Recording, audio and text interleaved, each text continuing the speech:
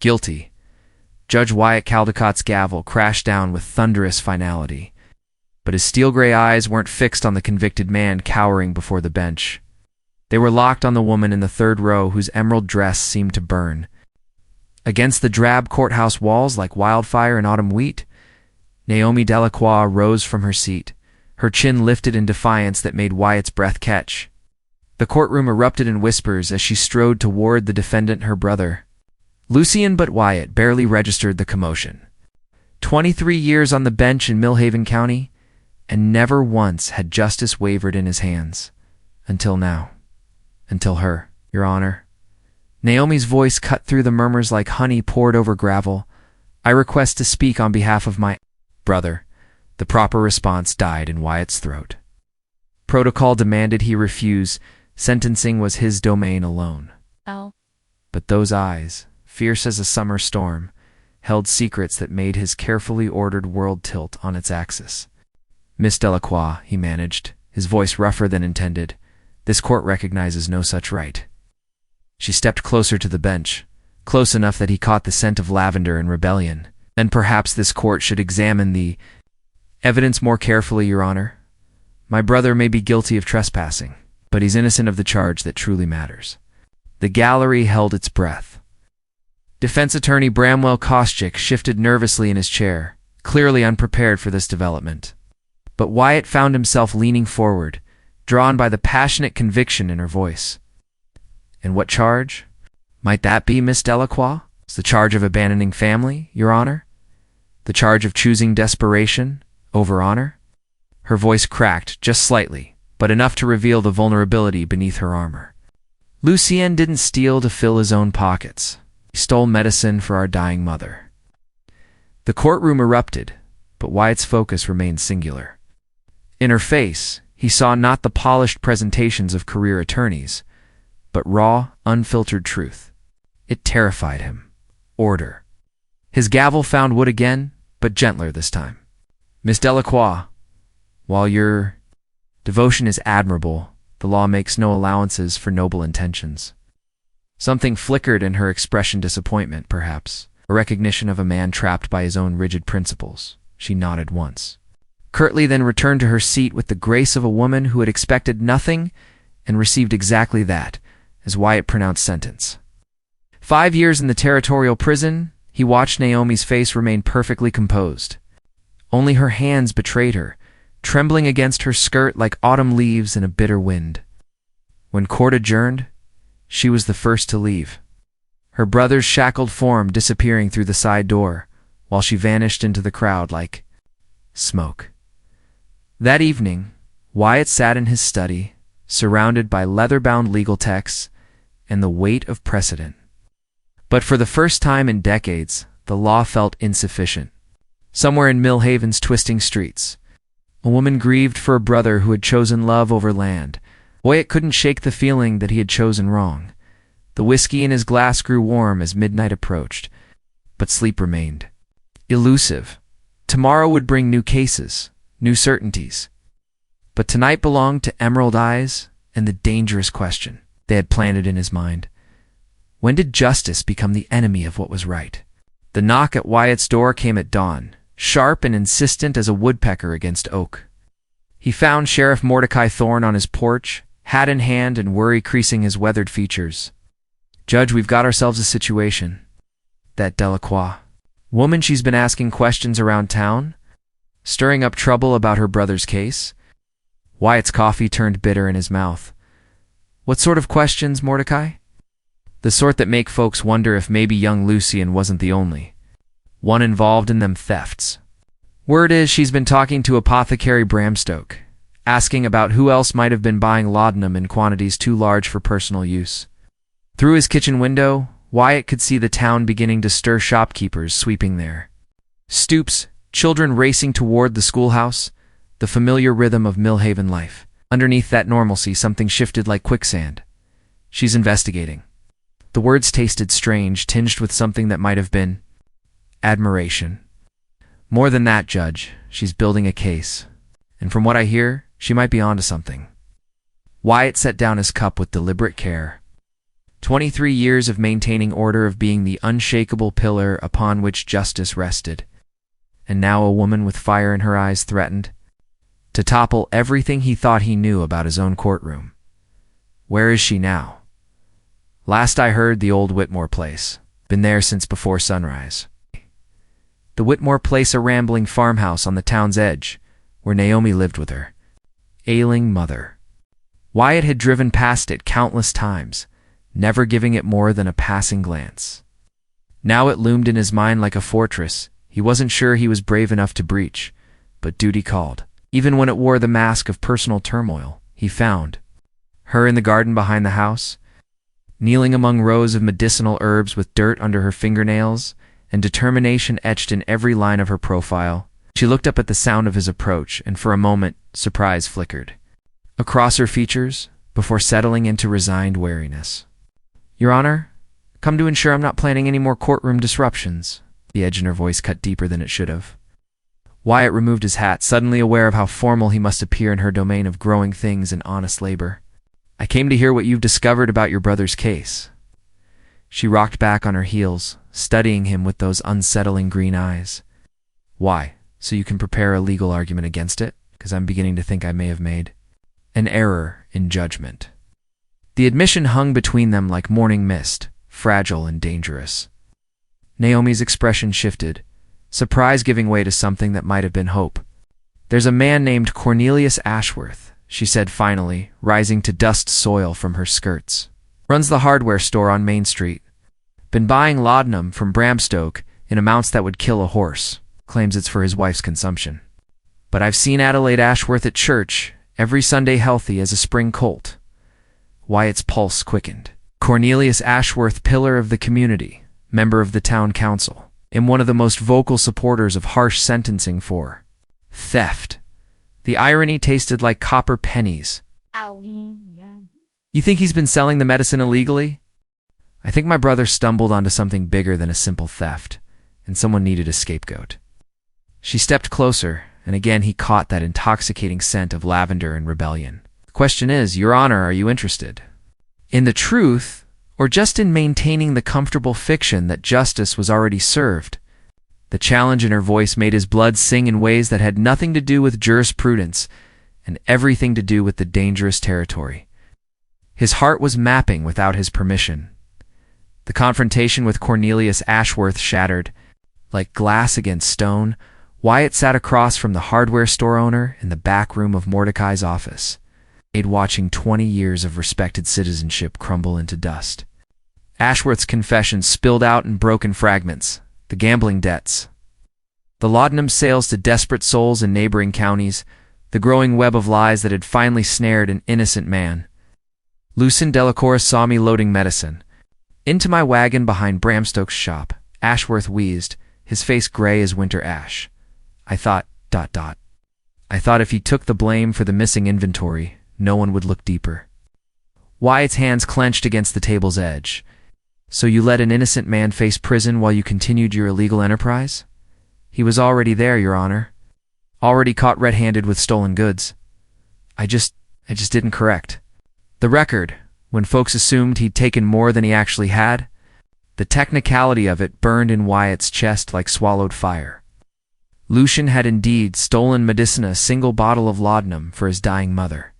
But the missing inventory that had turned petty theft into grand larceny, that had transformed a desperate son into a hardened criminal in the eyes of the law, belonged to Ashworth's profitable side business. When the confession was signed and witnessed, when Ashworth had been led away to the very cell that should have remained empty, Wyatt found himself standing in Millhaven's Main Street with the strange sensation of seeing his town for the first time. She was waiting for him outside the courthouse, leaning against the hitching post, like she'd grown there with the morning glory vines that climbed the fence. The late afternoon sun caught copper highlights in her dark hair, and for a moment, Wyatt forgot entirely about legal procedures and judicial propriety. "So," Naomi said, without preamble, "when do we free my brother?" The simple question carried the weight of everything that had shifted between them, she had said, as if they were partners in this strange dance of justice and revelation. The paperwork will take time. Legal processes. How much time? Her voice carried an edge of impatience that both frustrated and charmed him. And my mother doesn't have the luxury of bureaucratic delays, Your Honor. Wyatt, he said suddenly, the word escaping before wisdom could intervene. My name is Wyatt. She blinked, surprise softening her features. I know what your name is, but you've never used it. Something shifted in the air between them, subtle as the change from afternoon to evening. Naomi pushed away from the hitching post, closing the distance until they stood close enough for conversation to become confession. Using your name feels... She searched for words, her usual confidence faltering. Dangerous. Why? Because it makes you human instead of just a judge. And I've been angry at the judge for so long I'm not sure what to do with the man. The honesty of it hit him like a physical blow. Against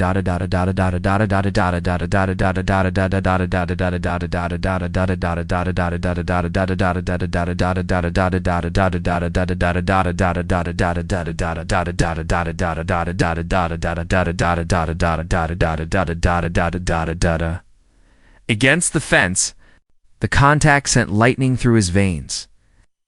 The man wants to make this right, Naomi. Not just legally, all of it. She didn't pull away from his touch, and that small victory felt larger than any legal precedent he'd ever set. Instead, she looked up at him with those storm-colored eyes and asked the question that would haunt his dreams. And after you've made it right? After my brother comes home and Ashworth pays for his crimes, what then? Wyatt Caldecott.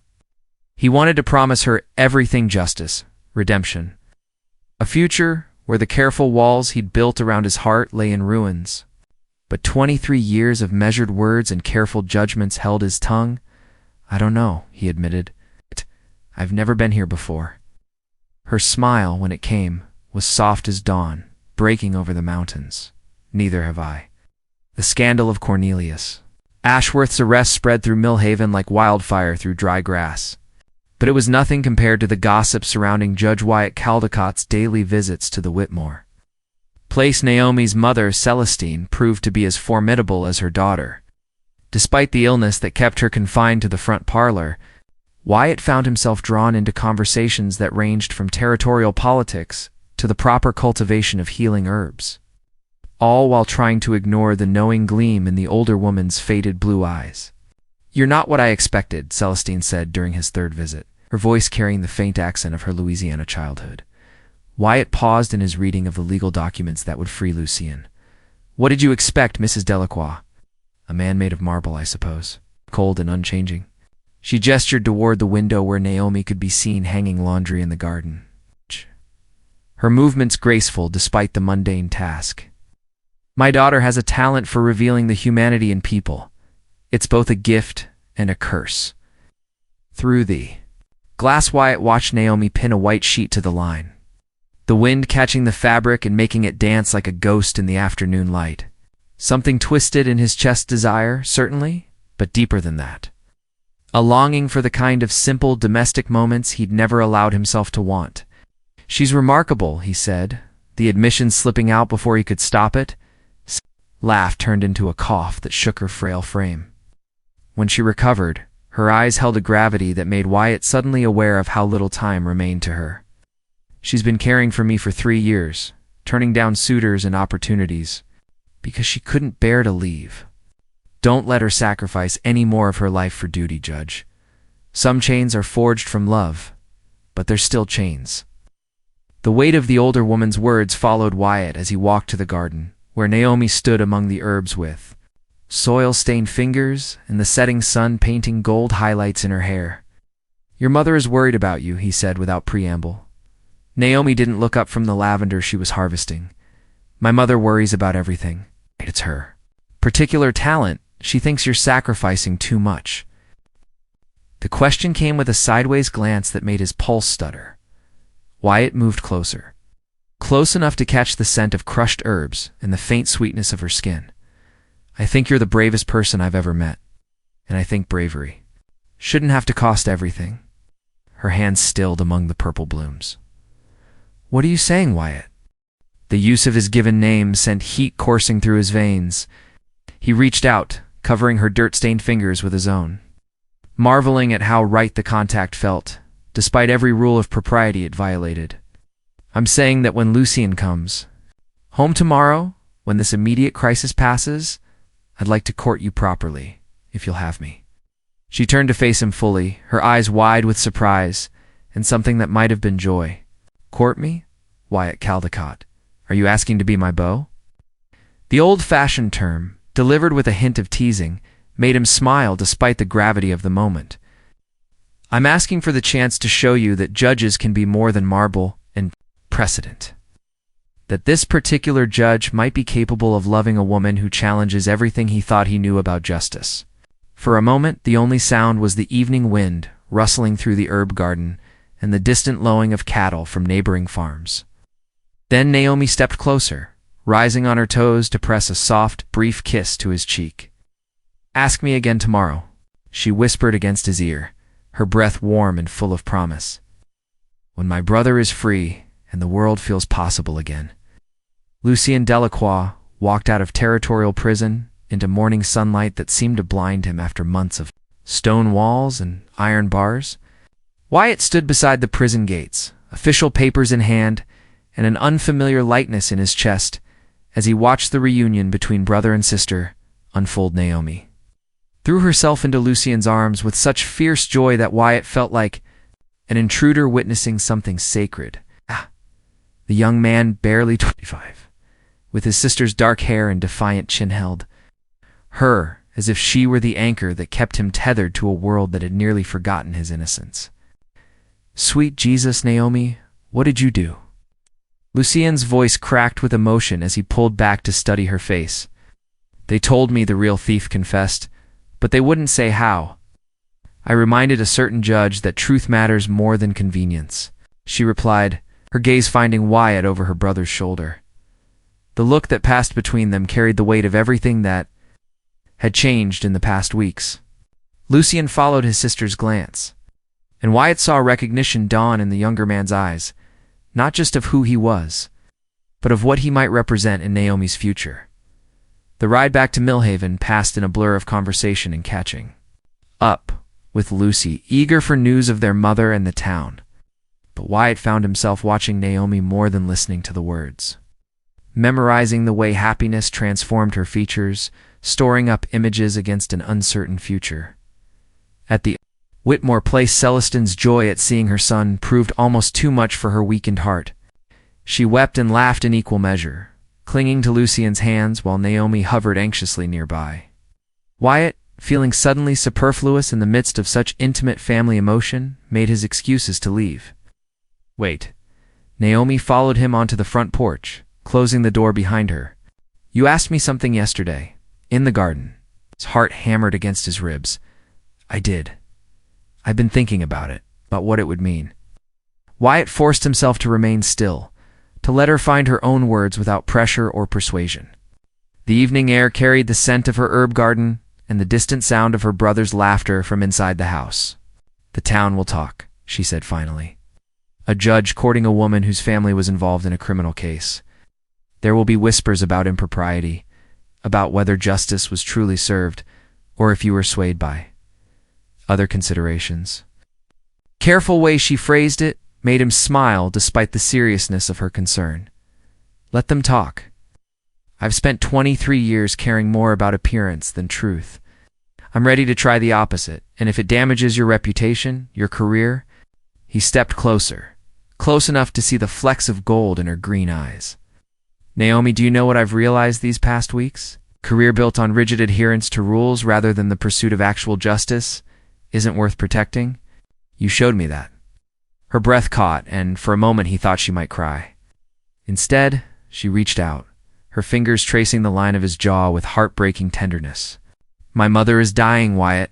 Maybe not tomorrow, maybe not next month, but soon. I won't leave her, not for any man, even one I'm foolish enough to be falling in love with." The admission hung between them like a bridge neither had expected to cross so soon. Wyatt caught her hand, pressing it flat against his cheek. "Then I'll court you here. In your mother's parlor, in your herb garden, wherever you'll have me. I'm not asking you to choose between love and duty, Naomi. I'm asking to be part of both. Her smile, when it came, outshone the setting sun. In that case, Judge Caldecott, I accept your proposal for courtship, but I have conditions. Name them. No. More your honor between us? No formal protocols or legal language when we're alone? If you're going to be part of this family, you'd better learn to appreciate my mother's opinions about everything from politics to pie crust. He laughed, the sound surprising them both with its unfettered joy. I think I can manage that. Winter came early to Millhaven that year, blanketing the town in snow that muffled sound and transformed familiar streets into something from a fairy tale. Wyatt's courtship of Naomi became the subject of endless speculation, but he found he cared less about gossip with each passing day. He spent his evenings at the Whitmore place, sometimes reading legal journals while Naomi tended her mother, sometimes playing chess with Lucien, who had proven surprisingly astute about human nature. Despite his youth, but mostly, he simply existed in the warm orbit of a family who had accepted him not as Judge Caldecott, but as the man who loved their daughter and sister. Celestine's health declined as the temperatures dropped, but her spirits remained remarkably high. She took obvious delight in orchestrating small moments of privacy between Wyatt and Naomi, sending them to fetch supplies from town or tend tasks in the barn that somehow always required two people to complete. She's matchmaking, Naomi observed one December evening as they walked back from feeding the chickens, their breath visible in the cold air. I've noticed, Wyatt replied, adjusting his grip on the empty feed bucket. Does it bother you? Should. I've always prided myself on being independent, making my own choices. She paused beside the garden gate, now buried under a foot of snow. But watching her find joy in something as simple as seeing us together, it's hard to resent. They stood in the moonlight, the world around them crystalline and silent. Wyatt set down the bucket and turned to face her, marveling again at how beautiful she looked with snowflakes caught in her dark hair. Naomi, I need to tell you something. The seriousness in his voice made her tense slightly. What is it? I've been offered a position in the territorial capital, Chief Justice for the Appellate Court. It would be a significant advancement. Watched her process the information, saw the careful way she schooled her expression to neutrality. Congratulations. When would you need to leave, Spring? Maybe sooner if they need me. He stepped closer, his hands finding her shoulders. But I'm not going to take it. What? Wyatt, that's foolish. It's exactly the kind of opportunity I would have killed for 6 months ago, interrupted. Before I learned the difference between career advancement and a life worth living. Her eyes searched his face in the moonlight.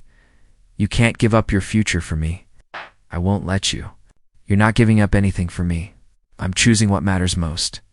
His thumbs traced small circles on her shoulders.